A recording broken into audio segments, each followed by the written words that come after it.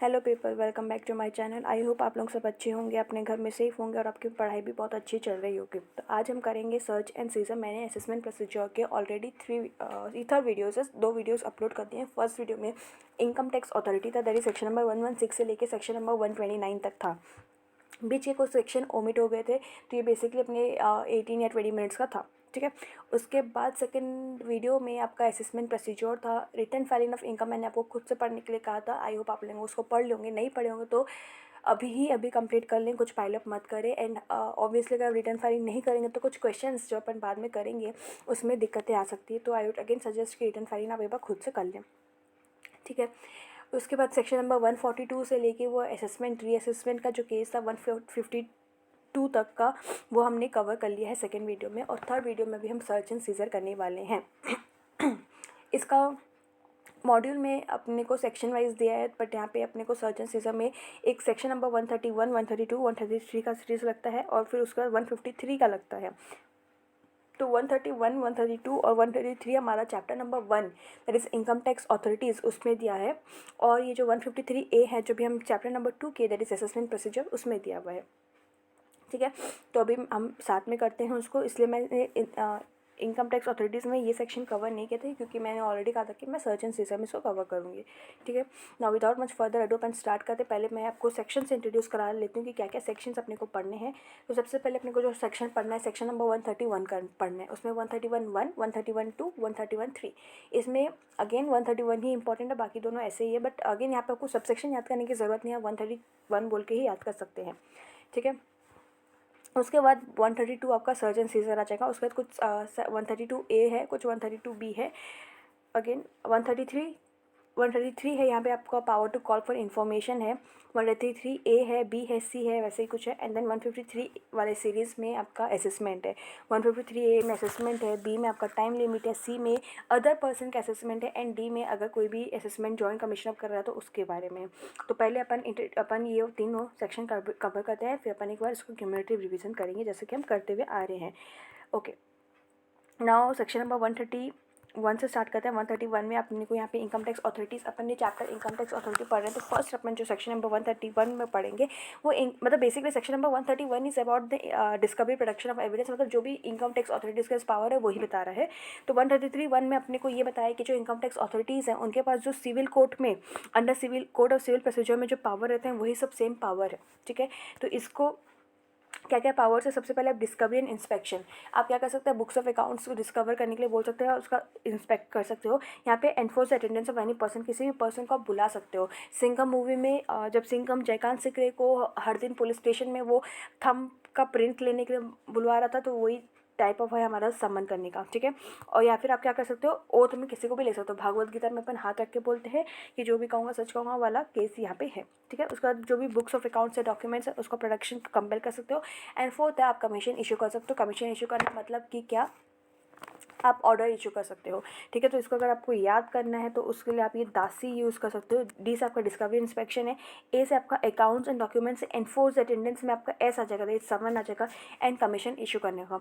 तो हमारा 131 का 1 अपने को यही बोल रहा है कि दासी, 131 का 1 अपना क्या है, दासी है। ठीक है, 131 का 2 क्या बोल रहा है, 131 का 2 अपने को ये बोल रहा है कि ये जो इनकम टैक्स अथॉरिटीज़ के पास जो पावर है ये तभी उन लोग अप्लाई करेंगे क्या जब कोई भी प्रोसीडिंग पेंडिंग है, तभी क्या वो समन कर सकते हैं कि तभी कुछ कर सकते हैं। तो नहीं, ऐसा कुछ नहीं है। अगर उनको कोई भी रीज़न टू बिलीव है, मतलब उनको कुछ भी लग रहा है, कुछ भी सस्पेक्शन है, तो वो अपने ये जो पावर्स हैं वो उसको एक्सरसाइज कर सकते हैं। सेकंड थिंग, अगर कोई भी इनकम टैक्स अथॉरिटीज़ है, ठीक है, ये 130 यहाँ पे सेकंड चीज़ अपने को यहाँ पे क्या लिखा है कि कोई भी इनकम टैक्स अथॉरिटीज़ है, अगर उनको डाउट है कि जो वो एसएससी है उनका कोई transaction outside the business, outside the India भी है, मतलब यहाँ पे क्या हो रहा है कि सपोज आपको सपोज एक मिस्टर एक्स है, मिस्टर एक्स का जो काम है वो कुछ थोड़े बहुत यूएस में भी है, तो वहाँ पे जो असिस्टेंट ऑफिसर है उसको ये लग रहा है कि यूएस के जो ट्रांजेक्शन है उसमें कुछ टैक्स इवेजन हो रहा है, ऐसा हो रहा है। तो यहाँ पे जो इंडिया और यूएस के बीच में एक एग्रीमेंट हो जाएगा, एंड हम अपन यूएस को बोलेंगे इन्फॉर्मेशन शेयर करने को with respect to mister X, ताकि वो असिस्टेंट ऑफिसर को असेसमेंट में काम आए। क्योंकि यहाँ पे यही बोल रहा है कि क्विक कलेक्शन ऑफ इन्फॉर्मेशन अपन कर सकते हैं, और उसमें इनकम टैक्स अथॉरिटीज़ रिक्वेस्ट करेगा जो भी बंदे हैं आउटसाइड इंडिया को, वो फॉर द पर्पज़ ऑफ ताकि टैक्स इवेड ना हो उसके लिए वो इन्फॉर्मेशन सबमिट कर सकते हैं अंडर सेक्शन नंबर 90 और 90A में। ठीक है, ये था आपका 131 सबसेक्शन 2। और वो सेक्शन नंबर 131 सबसेक्शन 3 में आपको ये बोल रहा है कि आपको इम्पाउंड कर सकते हैं, बुक्स ऑफ अकाउंट्स को रिटेन कर सकते हैं। अगेन इनकम टैक्स अथॉरिटी के पास अगर वो सेटिस्फाई हैं तो वो जो एसएससी है उसका बुक्स ऑफ अकाउंट्स वगैरह रख सकते हैं। नाउ यहाँ पे जो भी रीज़न है वो क्यों सेटिस्फाई है, कुछ रीज़न होगा, उनको ऐसा लग रहा होगा कि अगर अपन उसको अपने हाथ में ना लें तो बुक्स ऑफ अकाउंट्स में कुछ ऑल्टरेशन मॉडिफिकेशन ला सकते हैं। अगर अपने को कुछ भी जो रीज़न है, जो भी what ever may be the reason, अपने को उसको रिकॉर्ड करना है, अपने को मतलब इनकम टैक्स अथॉरिटी को रिकॉर्ड करना है। एंड सेकेंड है कि वो जो बुक्स ऑफ अकाउंट्स रिटेन करेगा वो 15 दिन तक रिटेन कर सकता है एज इट इज़। बट अगर वो 15 दिन से ज़्यादा रिटेन करना चाहता है तो उसके लिए उनको हायर लोगों से क्या चाहिए, परमिशन चाहिए। इन लोगों से उनको क्या चाहिए, परमिशन चाहिए। ठीक है, तो वन सेकेंड, ये था अपना सेक्शन नंबर 131। एक बार फिर से मैं रिवीजन कराती हूँ। सेक्शन नंबर 131 बिना देखे अपन रिवाइज करेंगे और यहाँ पे लिखेंगे। सेक्शन नंबर 131 में अपना क्या था, दासी था, डिस्कवरी है, इंट्रोडक्शन है, अकाउंट्स है, समन है और इशू ऑफ कमीशन है। इसमें अपना क्या था कि प्रोसीडिंग पेंडिंग होना जरूरी नहीं है और यहाँ पे अपना इन्फॉर्मेशन अगर हम बाहर से मंगवा सकते हैं। ठीक है, ताकि टैक्स इवेट होने से बच सकें। और यहाँ पे अपना क्या था, इम्पाउंडिंग वाला था, बुक्स ऑफ अकाउंट्स वाला, और उसमें 15 डेज़ का लिमिट था। 15 डेज से ज़्यादा अगर वो रख रहे हैं बुक्स ऑफ अकाउंट्स तो अपने को उन लोगों का परमिशन चाहिए था, वो बड़े लोगों का परमिशन चाहिए था। ओके, तो ये था अपने सेक्शन नंबर 131। आते हैं next section, there is section number 132। 132 हमारा सर्च एंड सीजर आ रहा है। ठीक है, इसमें अपन सबसेक्शन को फॉर द टाइमिंग ध्यान नहीं देंगे, जो इंपॉर्टेंट सबसेक्शंस आएंगे उसको मैं बताऊंगी। जैसे कि 132A B वो मैं बाद में बताऊंगी। सबसे पहले अपन सेक्शन नंबर 132 में ही आते हैं। सेक्शन नंबर 132 में आते हैं कि सर्च एंड सीजर बेसिकली क्या होता है, अपने जो अपन रेड मूवी देखें या वो स्पेशल 26 देखें, ठीक है, वो सब में जो जो होता था वो रेड ही होता था। ठीक है, यहाँ पे वो search and scissor nothing else but red है। ठीक है, तो यहाँ पे अपने को 132 में क्या करना है, 132 में सबसे पहले अपन क्वेश्चन वाइज पढ़ेंगे। मतलब पहला जो यहाँ पे है 132(1) में कौन ऑथराइज़ करेगा, ऑथराइजिंग पावर किसका है, कि कौन ऑथराइज़ करेगा कि हाँ इस बंदे का सर्च एंड सीजर करेंगे या इस बंदे का सर्च एंड सीजर नहीं करेंगे। तो उसके लिए अपन को हायर डिपार्टमेंट से परमिशन लेना पड़ेगा। तो मैंने आपको बताया पहले, सबसे पहले PCCIT था। ठीक है, उनसे परमिशन लेना पड़ेगा। फिर मैंने बताया अब P हटा सकते हैं तो CCIT, उसके बाद PCIT से या फिर CIT से। ठीक है, एंड सिमिलरली DGIT से, मतलब यहाँ पे PDGIT था। एंड अगर अपन P हटा देंगे तो यहाँ पे अपना कौन आ जाएगा, DGIT आ जाएगा। एंड अगर अपन G हटा देंगे तो PDIT और यहाँ पे अपना DIT आ जाएगा। तो इन लोग क्या कर सकते हैं, इन लोग ऑथराइज़ कर सकते हैं सर्च एंड सीजर। ठीक है, इन लोग ऑथराइज़ कर सकते हैं सर्च एंड सीजर। हाउएवर और भी कोई पर्सन ऑथराइज़ कर सकते हैं सर्च एंड सीजर। कौन है वो पर्सन, अपना एडिशनल CIT हुआ या एडिशनल DIT हुआ या फिर जॉइंट कमिश्नर हुआ या फिर जॉइंट डायरेक्टर हुआ, इन लोग भी ऑथराइज़ कर सकते हैं सर्च एंड सीजर। हाउएवर इसमें जो कंडीशन है वो कंडीशन क्या है, इसकी जो कंडीशन है कि CBDT इनको पावर दिया है। अगर CBDT इनको पावर दिया है तो ये क्या, इन लोग तो एज इट इज़ ऐसे भी कर सकते हैं सर्च एंड सीजर को ऑथराइज। बट अगर इन लोग कर रहे हैं तो अपने को ये देखना है कि CBDT इनको पावर दिया है। अगर CBDT इनको पावर दिया तभी इन लोग ऑथराइज कर सकते हैं सर्च एंड सीजर, वरना इन लोग ही ऑथराइज करेंगे सर्च एंड सीजर। क्लियर है, तो यहाँ पे अपने को फर्स्ट केस में तो यहाँ की कौन ऑथराइज करेगा, तो इन लोग ऑथराइज करेंगे। हाउएवर जॉइंट का वाले एडिशनल और जॉइंट वाले भी कर सकते हैं अगर CBDT इनको पावर दे रहा है तो। ठीक है, ये फर्स्ट था सेक्शन। फिर सेकंड में अपने को है कि रीज़न टू बिलीव। यहाँ पे क्वेश्चन यहाँ पे अराइज होगा कि व्हेन कैन सर्च भी ऑथराइज। क्या अपने को कुछ भी थोड़ा सा डाउट लग रहा है कि ये बंदा कुछ चोरी कर रहा है टैक्स, तो क्या सीधा अपन सर्च एंड सीजर कर सकते हैं क्या, नहीं। अपना जो रीज़न टू बिलीव होगा वो काफ़ी स्ट्रॉन्ग होना चाहिए, रीज़न टू बिलीव काफ़ी स्ट्रॉन्ग होना चाहिए। तो यहाँ पे वही बता रहे हैं कि रीज़न टू बिलीव क्या है, मतलब क्या किस वजह से अपन सर्च एंड सीजर को इनिशिएट करेंगे, कैसे, क्यों ऑथराइज होगा, ऑथराइज कौन करेगा ये तो अपने को पता चल गया, क्यों ऑथराइज होगा सर्च एंड सीजर वो भी हम पढ़ने वाले हैं। तो यहाँ पे ये बोल रहा है कि अगर जो भी इनकम टैक्स अथॉरिटी है उनके पास रीज़न टू बिलीव है, ठीक है, उनके पास अगर रीज़न टू बिलीव है तो वो किसी भी एसएससी के लिए सर्च एंड सीजर इनिशिएट कर सकते हैं हम। Now what do mean by reason to believe. यहाँ पे रीज़न टू बिलीव काफ़ी इंपॉर्टेंट वर्ड है। मतलब यहाँ पे अच्छा एक चीज़ और बता दूँ, ये जो रीज़न टू बिलीव है, अच्छा वो बाद में बताऊँ, चलो ठीक है। पहले यहाँ पे मेरे को बताया कि क्या रीज़न टू बिलीव हो सकता है यहाँ पे। तो यहाँ पे ये बोला कि the person to whom a summon under section number 131(1) or notice under section number 142(1) was issued to produce or cause to produce books of accounts or other documents as submitted or failed to do so। अभी just हम 131 पढ़ के आ रहे हैं। 131(1) में अपने को क्या बोल रहा था, ठीक है, 131 में अपने को क्या बोल रहा था, अपन इसमें ये पढ़ के आए हैं कि दासी पढ़ के आए हैं। तो बेसिकली यहाँ पे वो उसको बुक्स ऑफ अकाउंट्स दिखाने के लिए बोल रहा है। उसके बाद 142(1) में भी हम पढ़ के आ रहे हैं। 142(1) में अपन क्या पढ़े थे कि रिटर्न फाइलिंग ऑफ इनकम। वो क्या बोल रहा था कि अगर रिटर्न फाइल नहीं किया तो आपको रिटर्न फाइल ऑफ इनकम करना है, उसके लिए एक नोटिस जा रहा था। ठीक है, तो यहाँ पे 142(1) के हिसाब से भी हमने बोला कि हमको बुक्स ऑफ अकाउंट्स हो, नोट अपने को रिटर्न फाइल करो। 131 के हिसाब से भी हम बुक्स ऑफ अकाउंट्स मांगे, बट हमारा जो एसएससी है वो नहीं किया। वो 142(1) की भी बात नहीं माना, वो 131(1) की भी बात नहीं माना। तो यहाँ पे अपने पास रीज़न टू बिलीव है कि इतने बार बोलने के बाद भी अपने को बुक्स ऑफ अकाउंट्स डॉक्यूमेंट नहीं दिखा रहा है, तो चलो उसके घर घूम के आते हैं। ठीक है, नेक्स्ट यहाँ पे बोल रहा है कि that to person to whom summon और नोटिस हैज़ बीन और might be issued does not or would not produce any books of accounts or other documents called for or which will be useful or relevant to any proceeding under income tax 1961। मतलब यहाँ पे अपने को doubt है कि वो बंदा books of accounts भेजेगा ही नहीं अपने को, तो यहाँ पे अपना एक रीज़न टू बिलीव हो सकता है। थर्ड है कि वो जो पर्सन है उसके पास पोजीशन में है वैल्यूएबल आर्टिकल्स या things including money, bullion, jewellery etcetera which has not been disclose और would not be disclose by person concern for income tax purpose. तो मतलब उसके पास बिना डिस्क्लोज अनडिस्क्लोज एसेट्स हैं, वैल्यूएबल आर्टिकल्स या थिंग्स हैं, जैसे कि मनी, बुलियन या ज्वेलरी है। तो ये सब हमारे क्या हो सकता है, रीज़न टू बिलीव हो सकता है सर्च एंड सीजर इनिशिएट करने के लिए। तो ये आपको ये तीनों को याद करना है। ठीक है, फर्स्ट केस में क्या है, 131(1) का ऑर्डर आपने नहीं माना, 142(1) का ऑर्डर नहीं माना, आप बुक्स ऑफ अकाउंट्स नहीं दिखाए, या फिर आप बुक्स ऑफ अकाउंट्स नहीं दिखाएंगे ऐसा अपने को लग रहा है, या फिर आपके पास पोजीशन में है वैल्यूएबल आर्टिकल्स और थिंग्स जो कि आपने क्या नहीं दिखाया, अपने इनकम टैक्स पर्पज़ के लिए नहीं दिखाया है। एग्जाम्पल के लिए मनी, बुलियन, ज्वेलरी एक्सेट्रा दे दिया है। ठीक है, और यहाँ पे अपने को ये बोल रहा है कि ये जो हम रीज़न टू बिलीव है ना, वो अपन रिकॉर्ड कर लेंगे बट सिर्फ डिस्क्लोज करेंगे एपीलेट ट्रिब्यूनल को। हम मतलब हमारा जो एसएससी है उसको हम रीज़न टू बिलीव नहीं दिखाएंगे। अगर उसको हम रीज़न टू बिलीव बता देंगे, मतलब हम बता देंगे कि हम किस पर्पज़ के लिए तेरे घर आ रहे हैं सर्च एंड सीजर करने के लिए, तो ऑब्वियसली वो सपोज हम उसको बता देंगे कि हमारे पास ऐसा इन्फॉर्मेशन है कि तेरे पास मनी, बुलियन है, ज्वेलरी। सपोज हम हमारे पास ऐसा इन्फॉर्मेशन है कि 1 करोड़ का गोल्ड उसके पास है जो कि वो अनडिस्क्लोज गोल्ड है। ठीक है, तो अगर हम ये रीज़न टू बिलीव अगर एसएससी को बता देंगे तो वो ऑब्वियसली इसको छुपा देगा। ठीक है, कहीं और रख देगा ताकि इनकम टैक्स डिपार्टमेंट की नज़र ना पड़े। ठीक है, तो इसलिए रीज़न टू बिलीव हम किसी को नहीं बताएंगे, सिर्फ एपीलेट ट्रिब्यूनल को बता देंगे। हाउएवर हमको रिकॉर्ड करना है। ठीक है, अपने को रिकॉर्ड करके जाना है उसके घर एंड एपीलेट ट्रिब्यूनल को बता के जाना है, बट हम उसको नहीं बताएंगे। ठीक है, तो ये हमारा था कि रीज़न टू बिलीव। फर्स्ट हमने क्या पढ़ा, who can authorise search and seizure. Second है when can search and seizure be authorised. ठीक है, उसके बाद यहाँ पे अपन पढ़ेंगे पावर ऑफ ऑथराइज ऑफिसर्स कि इनका क्या पावर्स हैं। वो घर में आके मतलब वो जो भी जहाँ पे भी जिस एरिया में भी वो सर्च एंड सीजर करेंगे तो उन लोग क्या क्या कर सकते हैं। ठीक है, तो रेड मूवीज़ में तो देखो पूरा कैसा था कि पूरा घर में वो सब तोड़ फोड़ करना स्टार्ट कर देते, तो हर मूवीज़ में, रेड मूवी में क्या पूरा घर में तोड़ फोड़ स्टार्ट कर देते, तो वो सब पावर के विद इन है उनके। ठीक है, तो वो ये सब कर सकते हैं। तो यहाँ पर तो इतना देखो इतना बड़ा है, तो मैं आपको पॉइंट वाइज बताती हूँ। आप आइदर इसको नोट डाउन कर लीजिए या फिर आप जो भी बुक रेफर करेंगे I it must be in the point wise. ठीक है, तो देखो यहाँ पे क्या पावर्स है, मैंने इसको पॉइंट वाइज यहाँ पे लिख दिया है। अब अपन इसको डिटेल में पढ़ेंगे। सबसे पहले वो कोई भी प्लेस में एंटर कर सकते हैं। तो यहाँ पे जो इनकम टैक्स अथॉरिटी होंगे, जो भी ऑथराइज ऑफिसर होंगे जिनको पास पावर है कि वो सर्च एंड सीजर कर सकते, जिनके पास भी पावर है कि वो सर्च एंड सीजर कर सकते हैं, तो वो कोई भी प्लेस में एंटर कर सकते हैं। कोई भी बिल्डिंग में, कोई भी प्लेस में, कोई भी व्हीकल में, कोई भी एयरक्राफ्ट में क्या कर सकते हैं, वो एंटर कर सकते हैं जहाँ पे उनको अगेन वहाँ पे उनको जहाँ पे उनको लग रहा है कि वो बुक्स ऑफ अकाउंट्स उस एरिया में छुपाया होगा, तो वो प्लेस में वो एंटर कर सकते हैं। ठीक है, वो फालतू में ऐसे क्यों एंटर करेंगे। ठीक है, वो तो अपना काम करेंगे। तो अगर उनको लग रहा है कि वहाँ पे उस प्लेस में उन लोग बुक्स ऑफ अकाउंट्स छुपाए हैं, तो वो प्लेस को वो एंटर कर सकता है। उसके बाद है कि ब्रेक एनीथिंग।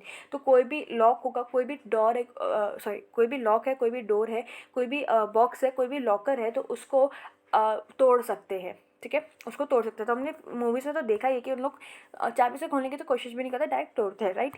बट ऑब्वियसली अगर की अवेलेबल है तो की से तोड़ेंगे, वरना लोग ब्रेक करेंगे। ठीक है, उसके बाद है कि वो किसी को भी सर्च कर सकते हैं। वो कोई भी पर्सन को सर्च कर सकते हैं जो कि आइदर बाहर गया है या अंदर आने वाला है या फिर बिल्डिंग में है। किसी भी जो भी बिल्डिंग में जो जो पर्सन है, मतलब उसके घर में, उसके फ्लैट में जो जो पर्सन है उनको सर्च कर सकते हैं। ठीक है, उनका रूम वगैरह चेक कर सकते हैं। तो ये सब वो किसी को भी सर्च कर सकते हैं।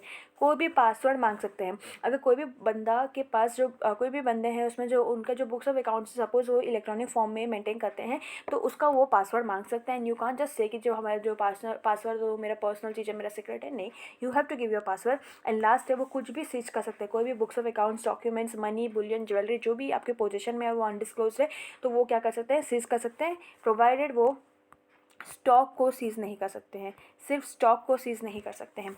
वंस अगेन क्या क्या पावर है, कोई भी प्लेस में एंटर कर सकते हैं, किसी भी डोर लॉक डोर उसको ब्रेक कर सकते हैं, किसी को भी सर्च कर सकते हैं, पासवर्ड मांग सकते हैं अगर आपका जो बुक्स ऑफ अकाउंट्स है वो इलेक्ट्रॉनिक फॉर्मेट में आप उसको कर रहे हैं, या फिर सीज कर सकते हैं कोई भी अनडिस्क्लोज प्रॉपर्टी मिला। हाउएवर स्टॉक को नहीं कर सकते हैं, ठीक है। उसके बाद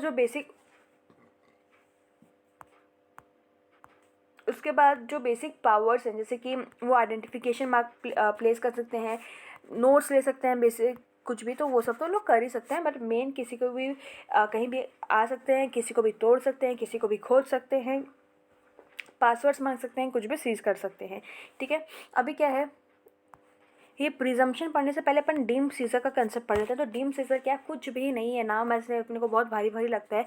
तो बेसिकली सपोज हम एसएससी के घर गए, ठीक है, एसएससी के घर में एक बहुत बड़ा मूर्ति है, ठीक है, गोल्ड का, जो कि अनडिस्क्लोज्ड है। तो अब वो उसका जो मतलब अब जो ऑथराइजिंग ऑफिसर्स हैं वो लोग उसको हटाने की कोशिश की, पर वो हट नहीं पाए। वो इतना बड़ा, इतना जाइंट मूर्ति था।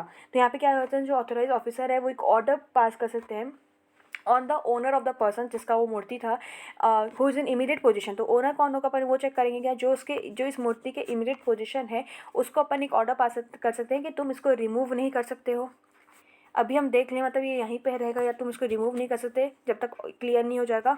डील नहीं कर सकते, ऐसे नहीं कि इसको बेच दो, ठीक है, without approval of authorising officer, ठीक है, ठीक है। तो यहाँ पे यही बोल रहा है डीम सीजर में, where it is not possible or practicable to take physical possession of any valuable article or thing and remove it to safe place due to its volume, weight और other physical characteristic, क्योंकि वो इतना ज़्यादा बड़ा है या उसका wait इतना भयंकर है या कोई भी अदर फिजिकल कैरेक्टरिस्टिक्स की वजह से हम उसको अपने घर में हम उसका फिजिकल पोजीशन नहीं कर पा रहे हैं, या फिर वो बहुत ही डेंजरस नेचर का है, ठीक है। तो जो ऑथराइज ऑफिसर है वो ऑर्डर पास करेगा किसको, ओनर को, या फिर जो पर्सन जिसका इमीडिएट पोजीशन में, ओनर अगर वही पर्सन होगा तो ठीक है, वरना हम इमीडिएट पोजीशन देखेंगे। अगर उसको जो वो बंदा बोलेगा कि इस मूर्ति का ओनर कलकत्ता में रहता है, तो we will not go to Calcutta, ठीक है। तो अपन क्या करेंगे, वो जिसका इमीडिएट पोजीशन है उसके ऊपर ऑर्डर पास कर देंगे कि तुम उसको रिमूव नहीं कर सकते हो, डील नहीं कर सकते हो। हालांकि अगर तुमको ये सब करना है तो तुमको ऑथराइज ऑफिसर का परमिशन लेना पड़ेगा, उसको बोलते हैं डीम सीजर, ठीक है। नेक्स्ट यहाँ पे है रिबेटेबल प्रिजम्पशन। यहाँ पे ये प्रिजम्पशन क्या है, ये प्रिजम्पशन इंपॉर्टेंट है। यहाँ पे ये क्या बोल रहा है कि now there is a rebuttable presumption to the effect that the books of accounts और अदर डॉक्यूमेंट्स एंड एसेट, कोई भी बुक्स ऑफ अकाउंट्स, कोई भी अदर डॉक्यूमेंट्स है, कोई भी एसेट जो कि found in the possession of any person in the course of the search belong to such person. तो यहाँ पे सपोज आपके पास क्या है, आपके पास गोल्ड मिला, ठीक है, बट रियलिटी में वो गोल्ड आपका नहीं, आपके सिस्टर का है सपोज, ठीक है। बट यहाँ पे क्या हो रहा है, आपके सिस्टर का है, बट यहाँ पे ये एक रिबेटेबल प्रिजम्पशन है, क्योंकि आपके घर में मिला, मतलब एसएससी के घर में मिला, तो फर्स्ट टाइम अपन यही प्रिज्यूम करेंगे कि ये जो गोल्ड है वो एसएससी का है। यहाँ पे यही बोल रहा है, now there is a rebuttable presumption to the effect that the books of accounts या कोई भी डॉक्यूमेंट्स या कोई भी एसेट जो कि in the possession of any person है in the course of search belongs to such person and also that the content of such books of accounts and other documents are true. और अपन first तो ये देखेंगे कि जो भी मिला है वो उसके पास उसको ही बिलोंग करता है। सेकेंड कि जो भी बुक्स ऑफ अकाउंट्स है उसका कंटेंट है ट्रू, ठीक है। और जो भी सिग्नेचर है या every other part of such books of accounts and other documents are in handwritten of the person who can reasonably assume have signed और written the books of accounts. तो यहाँ पे देखो तीन प्रिजम्पशंस है, ठीक है। यहाँ पे 3 प्रिजम्पशंस अभी हम पढ़ने वाले हैं, ठीक है, 3 प्रिजम्पशंस है।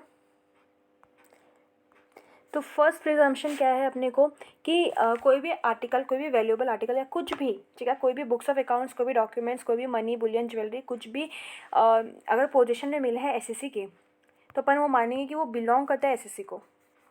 रियलिटी में किसी के पास भी बिलोंग करता होगा, पर अपना प्रिजम्पशन ये रहेगा कि वो बिलोंग करता है एसएससी को। सेकेंड अपन ये बोल रहे हैं कि जो भी बुक्स ऑफ अकाउंट्स वगैरह का जो भी कंटेंट है वो अपन मानेंगे कि वो जो भी कंटेंट है वो ट्रू नेचर का है, ठीक है। एंड थर्ड प्रिजम्पशन अपना रहेगा कि अगर कोई भी बुक्स ऑफ अकाउंट्स में हैंड रिटन का कुछ भी अगर सिग्नेचर है या कुछ भी अगर हैंड रिटन चीज़ है, मतलब कोई भी सिग्नेचर ही होगा ऑब्वियसली, तो वो अपन यही मानेंगे कि वो जो हैंड राइटिंग है वो उस एसएससी का ही है। मतलब बेसिकली उस डॉक्यूमेंट में जिसका सिग्नेचर मांगा है और वो जो भी सिग्नेचर किया, अपन पहला प्रिजम्पशन करेंगे कि जिसका सिग्नेचर मांगा है वही सिग्नेचर किया है। तो ये हमारे प्रिजम्पशंस थे, ठीक है, 3 प्रिजम्पशंस थे ये वाले। और उसके साथ अपन क्या पढ़े, डीम सीजर पढ़े। तो ये हो गया। अभी ये पढ़ते हैं, यहाँ पे बोल रहे हैं order not to remove books of accounts. तो यहाँ पे क्या बोल रहा है कि अगर कोई भी ये वाला हमारा डीम सीजर वाला ही है, मतलब बेसिकली एक जो रीज़न हमने यहाँ पे क्या दिया, हमने जो रीज़न दिया यहाँ पे वॉल्यूम वेट और अदर फिजिकल कैरेक्टरिस्टिक्स का दिया।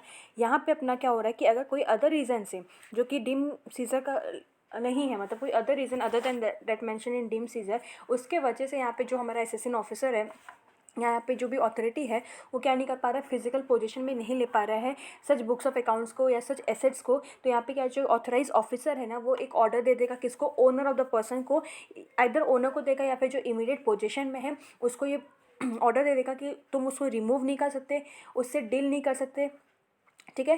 पर अगर तुमको ये सब करना है तो तुमको ऑब्वियसली अप्रूवल लेना पड़ेगा ऑथराइज ऑफिसर से। और ये जो ऑर्डर होता है यहाँ पे अपने को टाइम लिमिट दे रखी है, सो ये जो ऑर्डर होता है इसको बेसिकली आपका 60 डेज़ के लिए वैलिड होता है, ठीक है। 60 डेज़ तक आपका ये ऑर्डर आपको मानना है। 60 डेज़ के बाद आप क्या कर सकते हैं, आप उसे डील कर सकते हैं या फिर वो कर सकते हैं, ठीक है। तो ये रहा, तो ये बेसिकली डीम सीजर है। डीम सीजर में जो अपने रीजंस पढ़े, अगर कोई अदर देन रीजंस है तो उसमें एक ऑर्डर आ जाएगा, इसको हम बोलते हैं प्रोहिबिटरी ऑर्डर या ऑर्डर ऑफ रिस्ट्रेन बोलते हैं। तो इसमें आपको ऑथराइज ऑफिसर का परमिशन चाहिए अगर आपको उसको डील करना है या फिर आपको उसको रिमूव वगैरह कुछ भी करना है। तो हर ये जो ऑर्डर का है इसमें अपने को टाइम पीरियड दिया है। डीम सीजर में अपने को कोई भी टाइम पीरियड नहीं दिया था, इसमें अपने को 60 डेज़ का टाइम पीरियड दे दिया है, ठीक है। तो अभी तक हम क्या क्या पढ़े, सेक्शन नंबर 132 में सबसे पहले हम यहाँ पे 132 में रीज़न टू बिलीव पढ़े। यहाँ पे पावर क्या क्या है मैंने बताया आपको, 4-5 लोग ब्रेक करने वाला, उसके बाद ये प्रिजम्पशंस पढ़े, डीम सीजर पढ़े एंड यहाँ पे ये ऑर्डर टू रिस्ट्रेन पढ़े, ठीक है। उसके बाद यहाँ पे बोल रहा है making copies and taking extract of books of accounts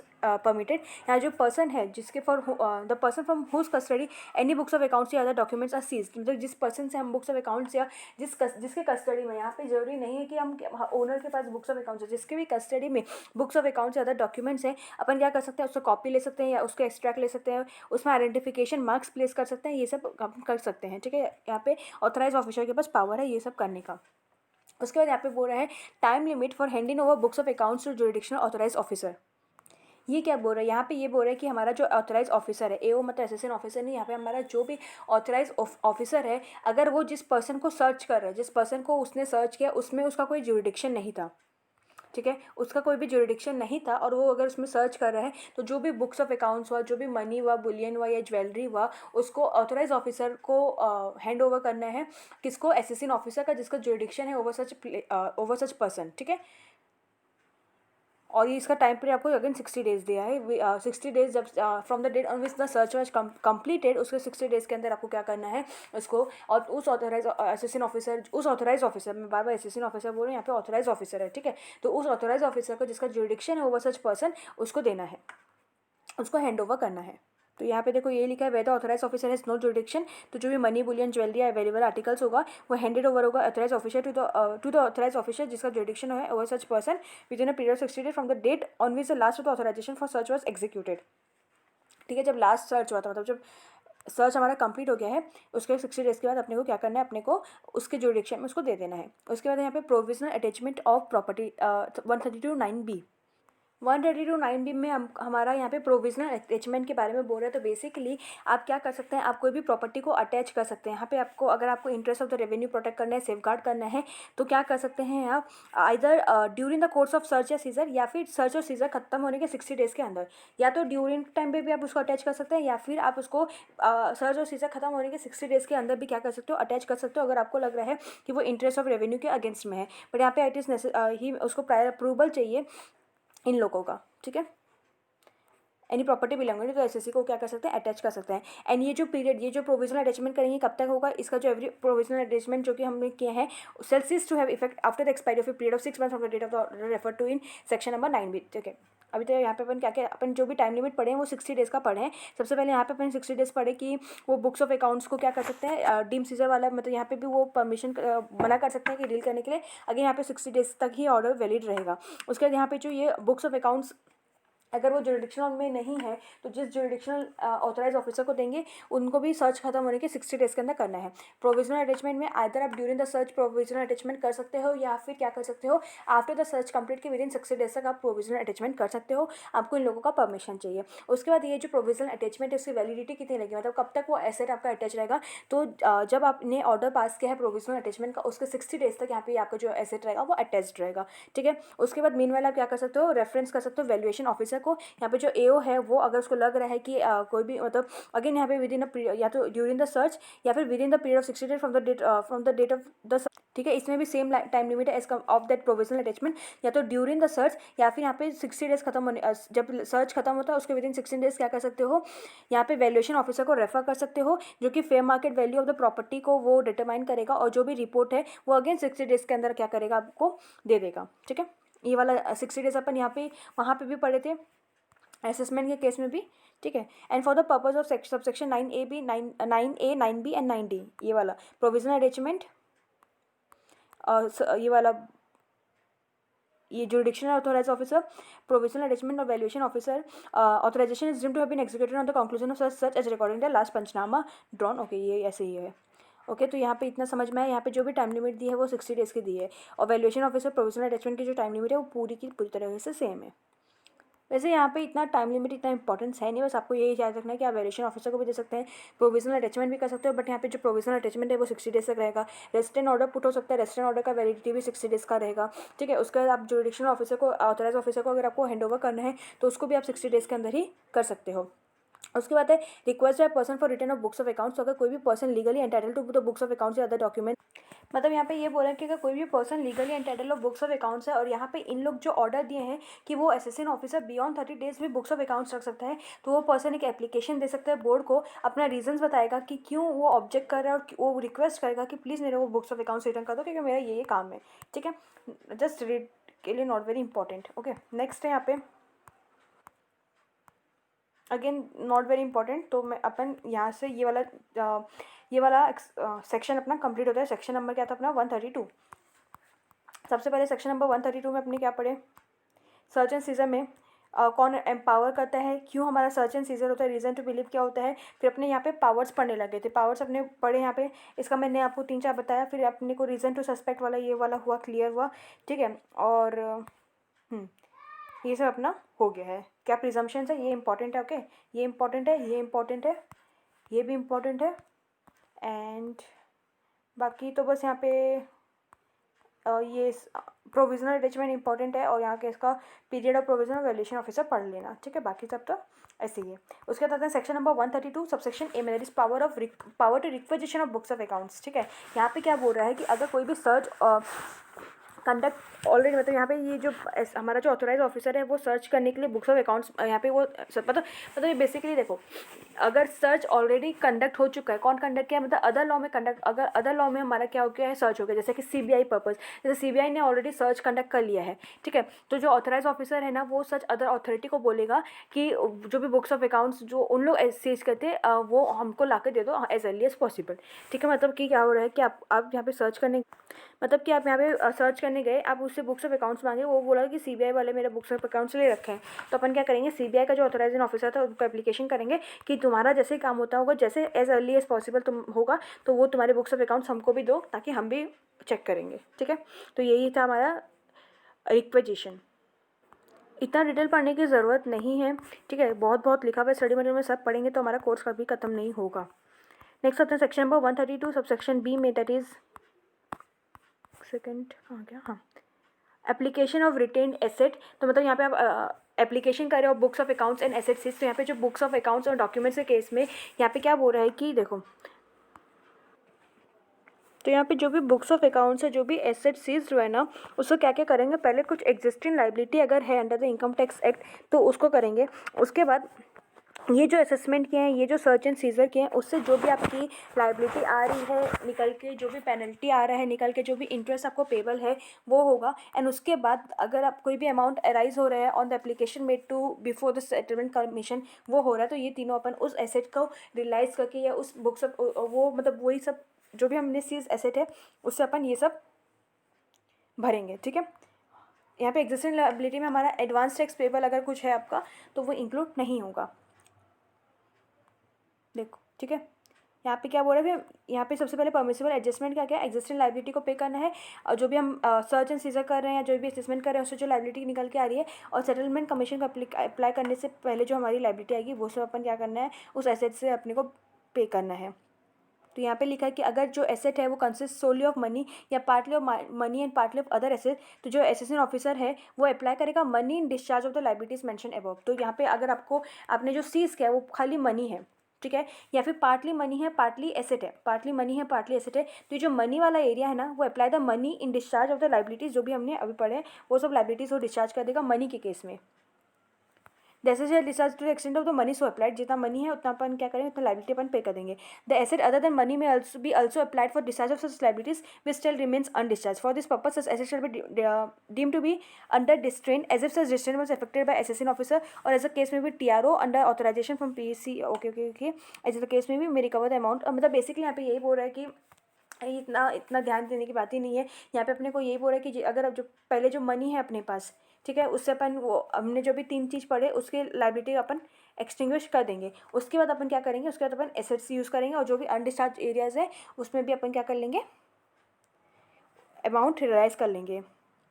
और उसको कैसे करेंगे, आइदर उस एसेट को सेल कर देंगे या फिर जो भी थर्ड शेड्यूल में जो भी हमको बताया गया है करने के लिए अपन वैसे करके क्या कर लेंगे, उसको डिस्चार्ज, हमारे जो अनडिस्चार्ज लाइबिलिटीज़ हैं उसको उस एसेट के थ्रू अपन क्या कर लेंगे, डिस्चार्ज कर लेंगे। बट यहाँ पे सीज एसेट को अपन रिलीज़ कैसे करेंगे। और अगर यहाँ पे ये बोल रहे हैं कि जो एसएससी है वो लोग सेटिस्फैक्ट्री सोर्स बता दे रहे हैं कि वो मनी कहाँ से आया, वो एसेट कहाँ से आएगा विद इन 30 डेज, तो यहाँ पे उनको ये एसेट मिल जाएगा। तो सम ऑफ दिस सेक्शन में आपको यहाँ तो सम ऑफ दिस होल सेक्शन, सबसे पहले क्या होगा देखो, जैसे एसेट सीज होगा, ठीक है, एसेट में आपका बुक्स ऑफ अकाउंट सीज हो सकता है, यहाँ पे आपका एसेट सीज हो सकता है। अगर आपका books of accounts document seize हो रहा है तो जो एसएससी है उसको within 30 days from the date of completion of assessment उसको रीज़न बताना है, उसको नहीं मतलब जो देखो वन सेकेंड स्टार्ट करते हैं। ये सेक्शन में क्या हो रहा है देखो, सबसे पहले हमारा अगर बुक्स ऑफ अकाउंट सीज हो रहा है, बुक्स ऑफ अकाउंट जैसे ही हमारा असेसमेंट खत्म होगा, कौन सा असेसमेंट, सर्च एंड सीजर का एक अलग से असेसमेंट होता है 153A वाला, जैसे ही हमारा सर्च एंड सीजर का असेसमेंट खत्म हो जाएगा, ठीक है, उसके विद इन 30 डेज अपन क्या करेंगे, बुक्स ऑफ अकाउंट्स एसएससी को दे देंगे। नेक्स्ट अगर अपना जो सीज हुआ है वो मनी है, बुलियन है, ज्वेलरी है, कोई भी एसेट है, ठीक है, उसके लिए यहाँ पे क्या करेगा, जो एसएससी है ना वो एप्लीकेशन करेगा कब, 30 days, again with in 30 days. अगर 30 डेज में वो क्या करेगा, एप्लीकेशन करेगा ऑथराइजिंग ऑफिसर को। यहाँ पे 30 डेज कौन सा होगा, जैसे 25 जुलाई हो रहा है तो उसको 31 जुलाई मानेंगे अपन, और उसके विद इन 30 डेज मतलब 31 अगस्त तक अपने को क्या करना है, असेसिंग ऑफिसर को एप्लीकेशन देना है। उस एप्लीकेशन में अपने को एक्सप्लेन करना है कि ये एसेट हमारे पास कहाँ से आया। तो ऑब्वियसली वो अनएक्सप्लेन्ड एसेट होगा तो ही वो सीज कर रखे हैं, तो अपने को उसका नेचर बताना है, इसका सोर्स बताना है कि इसका पैसा कहाँ से आया था, इतना पैसा अपने पास आया कहाँ, इतना ज्वेलरी अपन कहाँ से लिए, ये सब अपने को बताना है। तो अगर यहाँ पे वो ऑथराइजिंग ऑफिसर सेटिस्फाई होगा कि जो एसेट है वो सही में अब एक्सप्लेन हो चुका है, तो उसको वो रिलीज़ कर देगा। बट वो रिलीज़ करेगा ऑब्वियसली सीआईटी का अप्रूवल के बाद। और अगर कोई भी एग्जिस्टिंग टैक्स लाइबिलिटी है उसको जो भी एग्जिस्टिंग टैक्स लाइबिलिटी है उसको वो पहले उतना ले लेगा एंड देन वो क्या करेगा, उसको रिलीज़ कर देगा। और ये रिलीज़ होगा shall be made within 120 days from the date of conclusion. 120 days जिस टाइम सर्च कंप्लीट होगा ना, सर्च हम पढ़ के आए सेक्शन नंबर 132 में, सर्च कंप्लीट होने के 120 डेज तक वो क्या कर लेगा, रिलीज़ कर देगा। वंस अगेन यहाँ पे बुक्स ऑफ अकाउंट्स असेसमेंट के बाद के 30 डेज़ के अंदर अपने को मिलेगा, अपने को मतलब एसएससी को मिलेगा। मनी, बुलियन, ज्वेलरी, एसेट में एप्लीकेशन जाएगा 30 डेज। 30 डेज किससे जाएगा application, from the end of the month, ठीक है, एंड ऑफ द मंथ से जाएगा। जैसे 25 जुलाई को था जिसमें ये एसेट सीज हुआ था, उसके एंड ऑफ द मंथ से जाएगा एंड उसको यहाँ पे नेचर एंड सोर्स उसको एक्सप्लेन करना है। अगर यहाँ पे असिस्टेंट ऑफिसर ऑथराइज ऑफिसर को सेटिस्फैक्ट्री लगा तो वो within 120 days from the date of conclusion of search वो क्या करेगा, उसको रिलीज़ कर देगा। और उसमें जब रिलीज़ करेगा सीआईटी का अप्रूवल चाहिए होगा। ये इतना केस समझ में आया। उसके बाद अगर सपोज यहाँ पे है कि वो जो एसेट है ना उसमें वो उसको एक्सप्लेन नहीं कर पाया, जो कि ज़्यादातर केसेस में यही होता है, तो यहाँ पे वो जो अगर वो एक्सप्लेन नहीं कर पाया तो अपन ये लाइबिलिटीज़ पे करने के लिए वो एसेट को यूज़ करेंगे। सबसे पहले एग्जिस्टिंग लाइबिलिटी पे करेंगे। एग्जिस्टिंग लाइबिलिटी में हमारा एडवांस टैक्स इंक्लूड नहीं होगा। उसके बाद जो हम सर्च एंड सीजर वाला या जो भी हम फर्दर असेसमेंट कर रहे हैं उसमें कुछ टैक्स लाइबिलिटी निकल के आएगी। उसके साथ अपने को जो पेनल्टी पे करना है, जो इंटरेस्ट पे करना है, उसमें हम यूज़ करेंगे। एंड थर्ड, अगर हम जब भी उसको before making application to the settlement commission में जब हम एप्लीकेशन करेंगे उससे जो टैक्स लाइबिलिटी निकल के आएगी वो वाला अपने को उस एसेट से अपने को रियलाइज़ करना है। कैसे, मैनर क्या है, सबसे पहले अपन मनी देखेंगे। अगर हमारा जो भी हमने सीज क्या है वो सोलली मनी है तो उस मनी से अपन क्या करेंगे, लाइबिलिटी को एक्सटिंग्विश कर देंगे। अगर पार्टली मनी है, पार्टली एसेट है, तो पहले अपना मनी जाएगा, फिर जितना अनडिस्चार्ज बचा रहेगा उससे एसेट में जाएगा। अगर उसके बाद भी कुछ एसेट आपके पास बचा कुचा रहा तो वो आप एसएससी को दे दोगे, क्योंकि आपकी लाइबिलिटी से सब पे ऑफ हो गए, तो एक्स्ट्रा एसेट तो आप तो नहीं रखोगे ना, आप एसएससी को दे दोगे। ठीक है, ओके। और यहाँ पे ये भी बोल रहा है कि जो सेंट्रल गवर्नमेंट है, यहाँ पे अगर आप कोई भी एसेट को सारी लाइबिलिटी को एक्सटिंग्विश करके कुछ एसेट वापस कर रहे हो, तो यहाँ पे जो सेंट्रल गवर्नमेंट है वो आपको इंटरेस्ट भी पे करेगी 0.5% पर मंथ और पार्ट देयर ऑफ मंथ में। अगर हमारा जो अमाउंट सीज है वो एक्सीड करता है लाइबिलिटी को for the period immediately following the expiry of 120 days, अगर 120 डेज तक भी अगर यहाँ पे हर टाइम मतलब इंटरेस्ट नहीं देगी। देखो अपने को क्या बोला है कि अपने को अगर ये बोला है कि आप एक्सप्लेन कर दिए तो अपन विद इन 120 डेज उसको रिटर्न कर देंगे। अगर अपन 120 डेज के अंदर रिटर्न नहीं किए और अल्टीमेटली अपने को पता चला कि जो एसेट है वो ज़्यादा था हमारी लाइबिलिटी से, तो कुछ एसेट तो आपको वापस करना है। तो इसमें यहाँ पे इस केस में आपको सेंट्रल गवर्नमेंट 0.5% का इंटरेस्ट देगी पर मंथ और पार्ट देयर ऑफ में। ठीक है, तो ये था अपना सेक्शन नंबर 132A का एंड बी का। ए हमारा यहाँ पे रिक्वेजिशन के ऊपर था एंड बी हमारा ये एप्लीकेशन ऑफ रिटेन एसेट था, तो ये भी इंपॉर्टेंट है और वो 132A भी इंपॉर्टेंट है। अब आते हैं नेक्स्ट सेक्शन नंबर 133। ये वाला जस्ट रीड के पर्पज़ के लिए कि यहाँ पे power to call for information, तो यहाँ पे जो असिस्टेंट ऑफिसर है उसके पास पावर रहता है कि वो इन्फॉर्मेशन कॉल कर सकता है, मतलब फर्म से वो मांग सकता है, क्या मांग सकता है, name and address of the partner of the firm, उनका रिस्पेक्टिव शेयर, HUF का भी यहाँ पे यही सब है, मेंबर ऑफ द फैमिली क्या है, नेम एड्रेस क्या है, ट्रस्टी के में भी ये सब है, तो ये सब जैसे क्रिएट पर्पज़ के लिए है। ठीक है, ये सब इन्फॉर्मेशन क्या कर सकता है, वो बुलवा सकता है। और इस पर्पज़ के लिए वो कोई सा भी बिल्डिंग में घुस सकता है, अगेन कोई भी प्लेस में किसी से भी पूछ सकता है, बिजनेस प्लेस में ही, बिजनेस टाइम पे ही वो बिजनेस में ही घुसेगा ऑब्वियसली, तो यहाँ पे वो एंटर कर सकता है कोई भी बिजनेस या प्रोफेशन में ड्यूरिंग द बिजनेस आवर जिस टाइम पे ये खुला रहता है, एंड वो उससे वो इन्फॉर्मेशन ले सकते हैं। ठीक है, उसके बाद है यहाँ exercise of power by the income tax authority. यहाँ पे जो भी इनकम टैक्स अथॉरिटी है वो वेरिफिकेशन पर्पज़ के लिए क्या कर सकती हैं, एक नोटिस इशू कर सकती है टू सच पर्सन जो कि requiring him on or before a date to be specified then to furnish, मतलब वो किसी भी पर्सन को नोटिस भेज सकती है, वो उस पर्सन को बोल सकती है कि वो इन्फॉर्मेशन या डॉक्यूमेंट फर्निश करे जिससे कि वो वेरीफाई कर सकें। ठीक है, और अगर कोई भी इन्फॉर्मेशन या डॉक्यूमेंट जो भी रिसीव होगा नोटिस के, मतलब उन लोग देखो यहाँ पे क्या हो रहा है कि इनकम टैक्स अथॉरिटी को अगर कोई भी इन्फॉर्मेशन चाहिए तो वो किसी को भी नोटिस इशू करके इन्फॉर्मेशन मंगवा सकती है ना। जो भी इन्फॉर्मेशन या डॉक्यूमेंट रिसीव होगा in response to the notice, तो वो जो प्रिस्क्राइब इनकम टैक्स अथॉरिटी है उस इन्फॉर्मेशन उस डॉक्यूमेंट को प्रोसेस करेगी, और जो भी उससे क्या उनको जो भी एविडेंस मिलेगा उसको एविडेंस को यूज़ करके वो क्या करेंगे, असेसमेंट करेंगे। ठीक है, तो बेसिकली यहाँ पे ये बोल रहा है कि इनकम टैक्स अथॉरिटी भी अपना पावर यूज़ करके इन्फॉर्मेशन मंगवा सकती हैं। ओके, उसके बाद section number 133A that is power of सर्वे। तो यहाँ पे बेसिकली क्या बोल रहा है कि पावर टू एंटर, उनके पास पावर रहता है कि वो एंटर कर सकते हैं place within jurisdiction to inspect books of accounts to verify cash stock etcetera. तो जो भी इनकम टैक्स अथॉरिटी है वो कोई भी प्लेस में एंटर कर सकते हैं with in the limits of the area, जो भी उनको जो एरिया जहाँ तक उनको असाइन होता है वहाँ पे कोई भी प्लेस में एंटर कर सकते हैं, और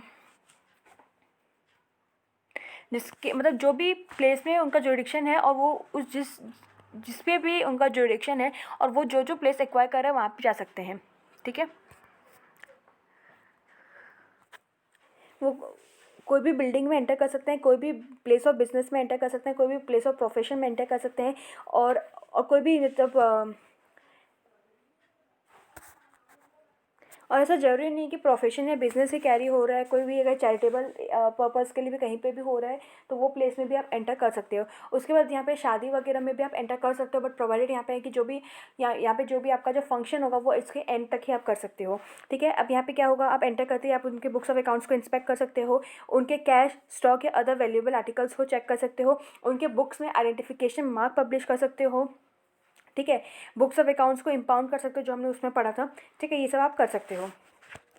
एंड इफ़ जो बुक्स ऑफ अकाउंट्स अगर कहीं अदर प्लेसेस में रखे गए हैं तो उस अदर प्लेसेस को भी आप कवर कर सकते हो सर्वे में।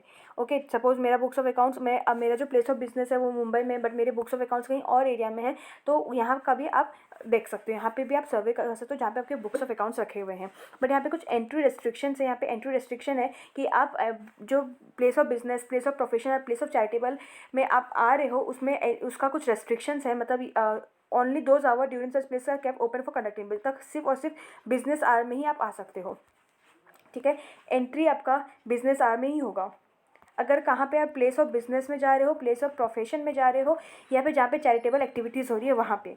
और अगर कोई अदर प्लेसेस में जा रहे हो जहाँ पे जैसे सपोज अगर कहीं बुक्स ऑफ अकाउंट्स रखा गया है, या पे जहाँ पे आपको शक है कि यहाँ पे बुक्स ऑफ अकाउंट्स रखा गया है, अदर प्लेसेस में जा रहे हो, तो आपको आफ्टर सनराइज़ होना चाहिए बट बिफोर सनसेट। ऐसे नहीं है कि सुबह 4 बजे पहुँच जाओ या सुबह 10 बजे रात के 10 बजे पहुँचो, ऐसा नहीं है। आफ्टर सनराइज़ होना चाहिए बट बिफोर सनसेट होना चाहिए।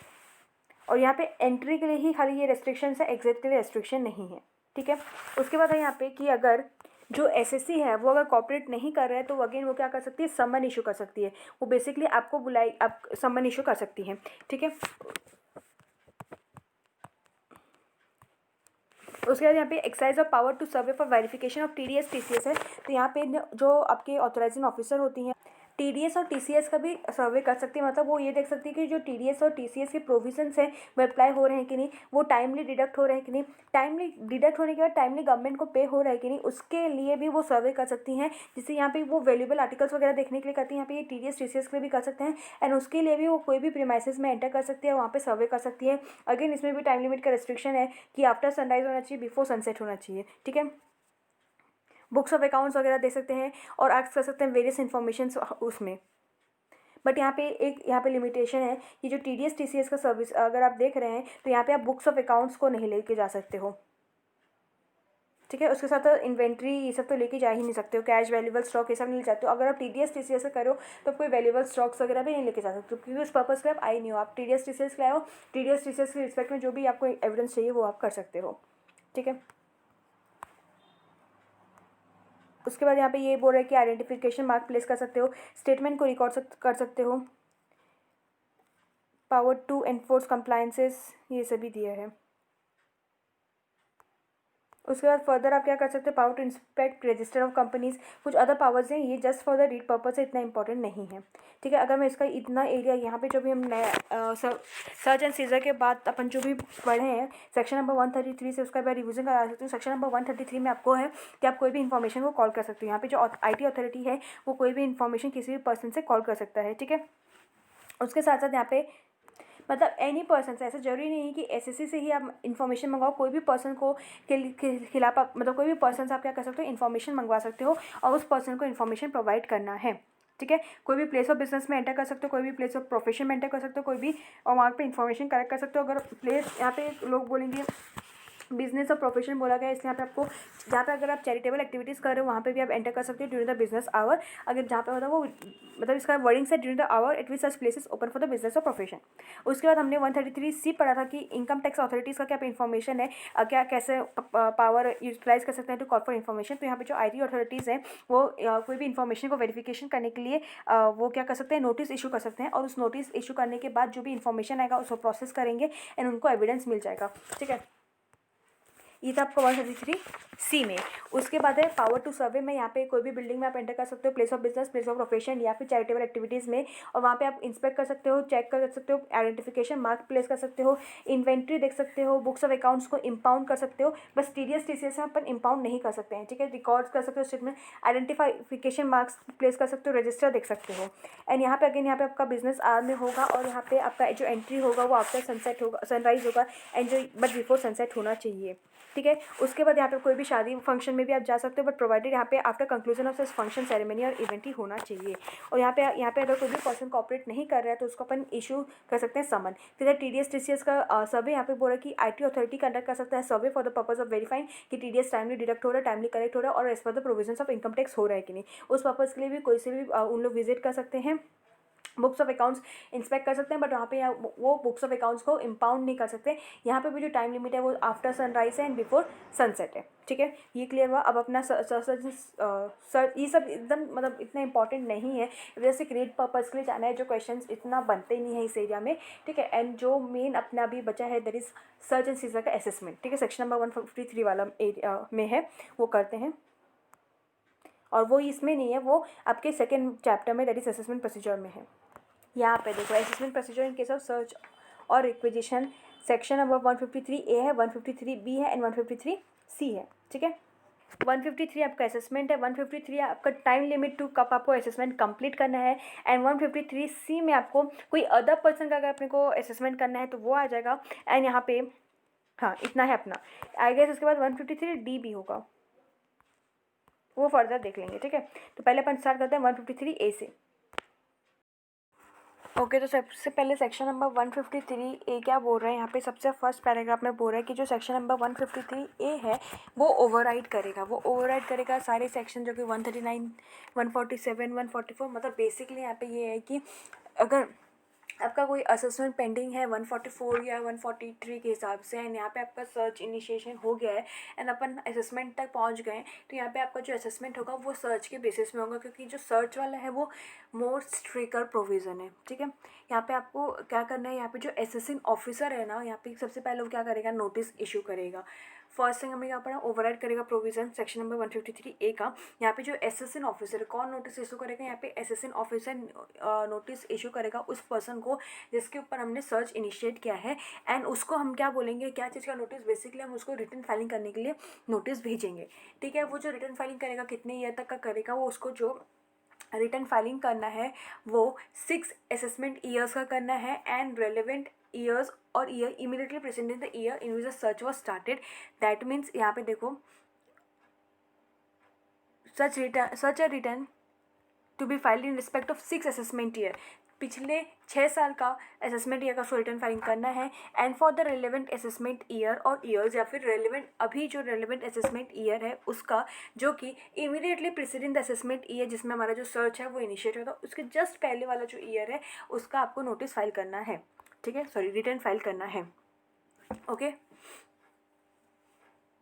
एंड यहाँ पे वो क्या करेगा, जो असिस्टेंट ऑफिसर है वो मतलब बेसिकली आप रिटर्न फाइल मंगवाओगे तो वो उसको एसेस करेगा, रीअसेस करेगा। सर्च है मतलब मेजर कुछ आपने पंगा कर रखा है, टैक्स रिविजन हो रखा है, तो बेसिकली वो 6 साल पहले का रिटर्न फाइल मंगवाएगा और उसको एसेस करेगा एंड रीअसेस करेगा, ठीक है। यहाँ पे आपको एक ये है कि पेंडिंग असेसमेंट जो है वो अबेट हो जाएगा। तो जो मैंने बताया कि ओवरराइडिंग सेक्शन है वो यहीं पे बता लेता है कि देखो अगर इनकेस आपका कोई भी असेसमेंट या रीअसेसमेंट पेंडिंग है, ठीक है, तो वो आपका क्या हो जाएगा, वो अपडेट हो जाएगा। और यहाँ पे आपका सेक्शन नंबर इसके हिसाब से आपका यहाँ पे सेक्शन नंबर 153A के हिसाब से यहाँ पे आपका असेसमेंट होगा, ठीक है, for the 6 years and for the relevant assessment years.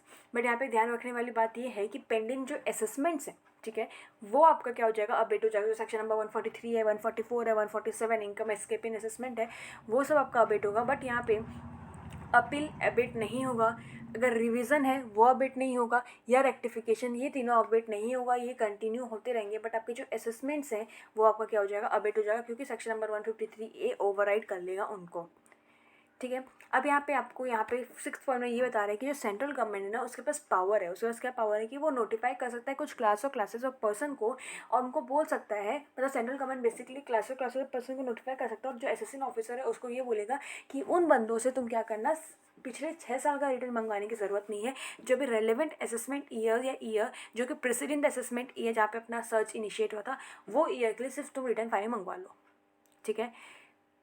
Central government notify कर सकता है। यहाँ पे आपको रीजंस बताया गया है कि कब कब सेंट्रल गवर्नमेंट नोटिफाई कर सकता है, जस्ट एक प्लेन रीड कर लेना इतना इंपॉर्टेंट नहीं है।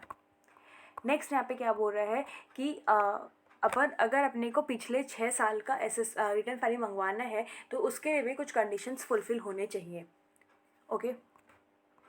तो यहाँ पे क्या बोल रहा है कि अगर ये कंडीशंस फुलफिल हो रहे हैं तो अपन पिछले 6 साल तक का अपन क्या मंगवा सकते हैं, रिटर्न फाइलिंग मंगवा सकते हैं। क्या क्या कंडीशंस हो रहे हैं कि जो असेसिंग ऑफिसर है has in his possession books of accounts और अदर डॉक्यूमेंट्स और evidence which reveals that the income represented in the form of asset which is escaped assessment amount to और is likely to amount to ₹50 lakhs और more in the relevant assessment year और in aggregate of relevant assessment years. मतलब यहाँ पे क्या बोल रहा है कि जो असेसिंग ऑफिसर है उसके पास प्रूफ है, मतलब क्या उसके पास पोजीशन है, क्या चीज़ का पोजीशन है, बुक्स ऑफ अकाउंट्स का पोजीशन है, एविडेंस का पोजीशन है, जिसको देख के अपने को ये पता चलता है कि वो जो एसएससी है उसने जो टैक्स को इनकम को एक्सकेप किया है जिससे कि अपना टैक्स इवोजन हो रहा है, एंड वो जो अमाउंट है वो 50 लाख के आसपास है या उससे ज़्यादा है फॉर इस साल में ये रेलिवेंट असेसमेंट ईयर या पिछले सारे रेलिवेंट असेसमेंट ईयर्स को मिला के, पिछले 6 रेलिवेंट असेसमेंट ईयर्स को मिला के अगर अपने को लग रहा है कि 50 लाख से ज़्यादा है या 50 लाख है तो उस केस में अपने को क्या करना है, अपने को नोटिस इशू करना है। एंड अपन क्या कर सकते हैं, बियॉन्ड 6 ईयर्स के लिए भी अपन क्या कर सकते हैं, रिटर्न फाइल मंगवा सकते हैं। ये जो कंडीशंस है मैं शायद पहले मेंशन बियॉन्ड नहीं की थी, ये जो कंडीशंस है अगर ये सेटिस्फाई है तो अपन बियॉन्ड 6 ईयर्स के बाद भी अपन क्या कर सकते हैं, रिटर्न फाइल मंगवा सकते हैं। बट याद रखना अपन बियॉन्ड 6 मंथ्स कर सकते हैं but not more than 10 years का, ठीक है। मतलब बेसिकली फर्स्ट केस में जब आपके पास नोटिस आएगा तो आपको relevant assessment year preceding the assessment year जिसमें सर्च इनिशिएट होता है उसका एंड 6 असेसमेंट ईयर का उससे पहले का आपको क्या करना है, ROI फाइल करना है। सेंट्रल गवर्नमेंट किसी पर्सन को नोटिफाई कर रहा है कि इस बंदे से आप पिछले 6 साल का मत लो, इसका बस रेलिवेंट असेसमेंट ईयर ले लो, तो वो उसका उस केस में ले लेंगे। और अगर कुछ और कंडीशंस फुलफिल हो रहे हैं तो बट और फिर उसके बाद बोल रहा है कि अगर कुछ कंडीशंस फुलफिल हो रहे हैं तो अपन पिछले 6 साल से भी ज़्यादा का मंगवा सकते हैं। बट हाँ, इसमें भी ध्यान रखना है कि पिछले 10 साल तक का ही मंगवाएंगे, 6 साल से ज़्यादा नहीं मंगवाएंगे। क्योंकि भाई अगर 10 साल का मंगवाएंगे भी तो कोई देगा नहीं, क्योंकि अपन बुक्स ऑफ अकाउंट 10 ईयर तक अपने को रखना मैंडेटरी नहीं है। वो उसके पास होंगे भी तो वो बोल देगा कि मेरे पास नहीं है, क्योंकि कोई भी लॉ अगर उसके बाद अपने को डिमांड नहीं कर सकता, क्योंकि अपन एक बार बोल देंगे कि हमने डिस्पोज कर लिया तो अब वो कुछ बोल नहीं सकते हैं। तो यहाँ पे बेसिकली कुछ कंडीशंस है कि अपन 6 साल के बियॉन्ड भी मंगवा सकते हैं अगर असिस्टेंट ऑफिसर के पास पोजीशन है बुक्स ऑफ अकाउंट्स या एविडेंस जिससे अपने को ये पता चल रहा है कि जो इनकम एक्सकेप हुआ है वो 50 लाख या उससे ज़्यादा है इस रेलिवेंट असेसमेंट ईयर में या बाकी रेलिवेंट असेसमेंट ईयर में मिला के। बी है कि the income as referred above has escape assessment for years और ईयर्स, मतलब उसने उसका जो इनकम है वो एस्केप हुआ, असेसमेंट कोई भी असेसमेंट नहीं हुआ है। And search under section number 132 is initiated और acquisition under section 132 is made on और आफ्टर 1 अप्रैल 2017। तो बेसिकली आपका सर्च इनिशिएट हो गया 1/4/2017 के बाद। तो इस केस में अपन क्या कर सकते हैं, बियॉन्ड 6 ईयर्स भी मंगवा सकते हैं। यहाँ पे आपको एसेट का मतलब बता दिया, इमूवेबल प्रॉपर्टी आ जाएगा, लैंड बिल्डिंग बोथ आ जाएगा, share securities, loan advances, deposit in bank account सब आ जाएगा, ठीक है। उसके बाद 7th पॉइंट बोल रहा है रिवाइवल ऑफ अबेटेड प्रोसीडिंग्स। तो इसमें क्या बोल रहा है, और यहाँ पे बोल रहा है कि अगर कोई भी ऑर्डर अगर अपना अनल हो गया है कोई भी अपील में तो वो वापस हमारा क्या हो जाएगा, वो रिवाइव हो जाएगा from the date of receive of order, ठीक है। उसके बाद यहाँ पे बोल रहा है कि यहाँ पे जो भी प्रोविजंस है वो सारे एविडेंस को कंक्लूड करके अपन क्या कर लेंगे, अपन असेसमेंट कर लेंगे सारे ईयर्स का, मतलब 6 ईयर्स का कर लेंगे। अगर 6 ईयर्स का हम ROI मंगवाए हैं, 10 ईयर्स का मंगवाएं तो 10 ईयर्स का भी कर लेंगे, ठीक है। उसके बाद 153B से पहले एक बार 153C पढ़ लेते हैं। 153C किसके बारे में बात करता है, अगर कोई अदर पर्सन है, मतलब कि अपन जब सर्च एंड सीजर जब अपन सर्च किए उसके प्लेस में तो अपने को कोई मनी, बुलियन, ज्वेलरी या कुछ वेल्यूएबल आर्टिकल्स या थिंग्स जो हमने सीज किया, अपने को पता चला कि वो जो हमारा SSC है उसको वो बिलोंग नहीं करता है बट वो कोई अदर पर्सन को बिलोंग करता है। सपोज उसका रिलेटिव या किसी अदर पर्सन को उसके सप्लायर्स, राइट, उनको बिलोंग करता है। कोई भी बुक्स ऑफ डॉक्यूमेंट्स जो कि सीज हुए हैं वो पर्टेन्स टू या कोई भी information relates to any person, तो यहाँ पे या एनी पर्सन जो कि 153A में नहीं, मतलब जो SSC नहीं है। तो इस केस में जो बुक्स ऑफ अकाउंट्स हमने जो सीज किया है, जो मनी बुलियन, जो हम ज्वेलरी जो भी हमने सीज किया है, हम किसको हैंड ओवर कर देंगे, वो बंदे का जुरिडिक्शन में जो असिस्टेंट ऑफिसर आएगा उसको अपन क्या कर देंगे, अपन उसको भेज देंगे। नाउ यहाँ पे वो उस बंदे का जुरिडिक्शन में जो असिस्टेंट ऑफिसर रहेगा वो अभी 153A में जो आपने को बताया गया है वो वाला प्रोसीडिंग स्टार्ट कर देगा, ठीक है। वो मतलब बेसिकली वो नोटिस भेजेगा, वो असेस करेगा, रीअसेस करेगा as per section number 153A। और अगर वो सेटिस्फाई, कि ऑब्वियसली अगर वो सेटिस्फाई है कि हाँ एसेट सीज हुआ है, रिक्वेजेंट हुआ है और यहाँ पे वो बंदे का टोटल इनकम उससे इफेक्ट हो रहा है, तो इस केस में वो क्या करेगा, जो 153A में जो हमने पढ़ के आ रहे हैं वो सब अपने अप्लाई हो जाएगा। बेसिकली 153C में यही नया चीज़ बोल रहा है कि इनकेस वो हमारे SSC का नहीं है बट वो अदर पर्सन का है, तो यहाँ पे असिस्टेंट ऑफिसर खाली नहीं बच जाएगा कि चलो ये मेरे SSC का नहीं है तो अब मैं फर्दर आगे नहीं जाऊँगा। तो इस केस में वो क्या करेगा, वो जो बंदा है उसका जहाँ पे जुरिडिक्शन होगा उस जुरिडिक्शन के जो असिस्टेंट ऑफिसर है उसके पास सब चीज़ भेज देगा और बोलेगा इस बंदे का है ये सब और मैंने इसको सीज किया था, तुम देखो। तो वो बंदा का अब 153A के अंदर उस जुरिडिक्शन के जो असिस्टेंट ऑफिसर है वो असेसमेंट कर देगा, ठीक है। ये देखो ये पूरा सेम है। यहाँ पे भी है कि सेंट्रल गवर्नमेंट क्या कर सकता है, प्रीवियस ईयर्स का ROI मंगवाना कैंसिल कर सकता है, या फिर यहाँ पे भी वो कंडीशंस है, ठीक है। ये देखो ये सब पूरा आपका 153C है। नाउ 153D क्या बोल रहा है कि बेसिकली 153D ये बोल रहा है कि असेसमेंट अगर रीअसेसमेंट कर रहे हैं अपन 153A में या फिर 153B में, तो वो अपन तभी करेंगे, shall not be made by assistant officer, but तो जो असिस्टेंट ऑफिसर जो हमारा असेसमेंट करेगा वो not below the rank of joint commissioner होना चाहिए without the previous approval of joint commissioner, ठीक है। जॉइंट कमिश्नर के नीचे वाले भी हो सकते हैं बट उसके लिए उसको जॉइंट कमिश्नर का अप्रूवल चाहिए। यहाँ पे बोल रहा है कि हाउएवर जो हमारा prior approval of joint commissioner है वो रिक्वायर्ड नहीं होगा अगर जो असिस्टेंट ऑफिसर है वो prior approval of principal commissioner या कमिश्नर ले रखा है, मतलब हमने ऊपर वाले से परमिशन ले रखा है तो अपने को जॉइंट कमिश्नर का परमिशन नहीं चाहिए, ओके। फिर 292C ये सब बेसिकली ऐसे ही बोल रहा है कि अपन ये प्रिज्यूम करेंगे कि जो जिसका अपने को मिला है वो उसी का है, या फिर जो भी डॉक्यूमेंट्स बुक्स ऑफ अकाउंट्स है वो ट्रू है, जो सिग्नेचर अपने को मिला है अपन फर्स्ट टाइम यही एज्यूम करेंगे कि वो सिग्नेचर उसका है। ये ऑलरेडी मैंने पहले वाले वीडियोज़ में डिस्कस कर लिए हैं। अब आते हैं सेक्शन नंबर 153(2)B में, सॉरी 153(B), 2 कहाँ से आ गया, 153(B) में आते हैं, दैट इज़ टाइम पीरियड में।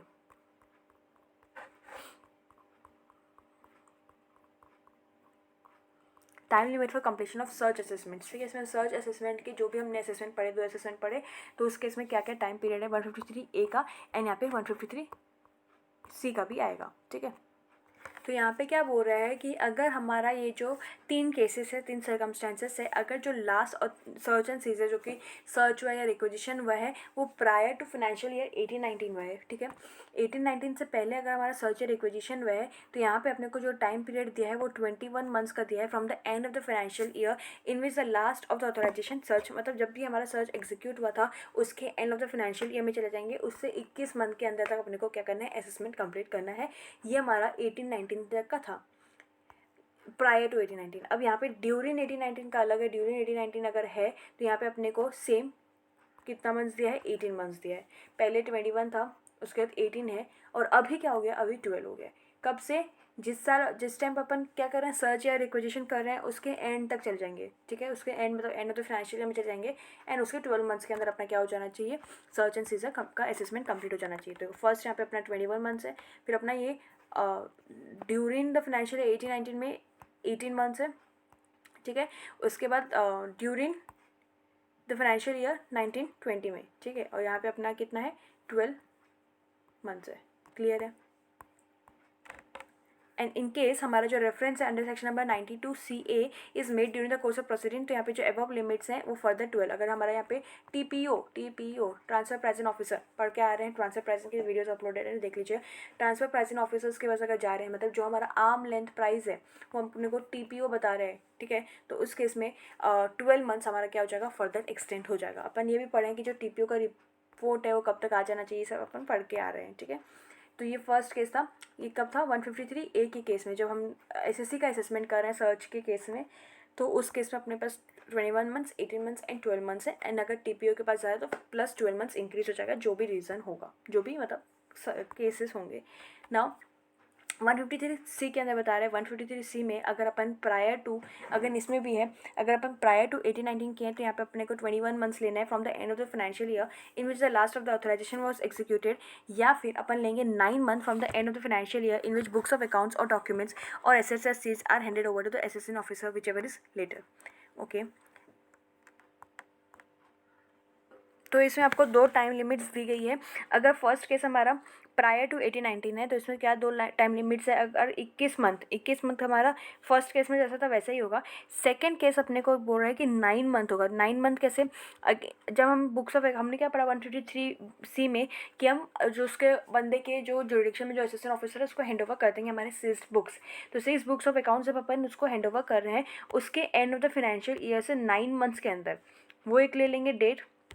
सेकेंड डेट यहाँ पे अपना क्या है, 21 मंथ्स। ठीक है, विच एवर इज़ लेटर, तब तक हमारा क्या हो जाना चाहिए, सर्च एंड सीजर हो जाना चाहिए, का असेसमेंट हो जाना चाहिए। इन केस अगर ये हमारा सर्च अपन कब इनिशिएट किए थे, प्रायर टू 18-19 किए थे। अगर अपन ड्यूरिंग 18-19 किए थे तो ये जो 21 मंथ्स है ये आपका 18 मंथ्स हो जाएगा, एंड यहाँ पे आपका जो 9 मंथ्स है ये आपका 12 मंथ्स हो जाएगा। ठीक है, whichever is later. And अगर हम आफ्टर 19-20 कर रहे हैं तो अपना ये 21 मंथ्स का यहाँ पे अपना 12 मंथ्स हो जाएगा, एंड ये भी 12 मंथ्स हो जाएगा। मतलब बेसिकली अभी क्या किया गया है, अब सब चीज़ को 12 मंथ्स कर दिया गया है। ठीक है, और अगर अपन यहाँ पे TPO के पास जा रहे हैं तो फर्दर ये 12 मंथ से एक्सटेंड हो जाएगा।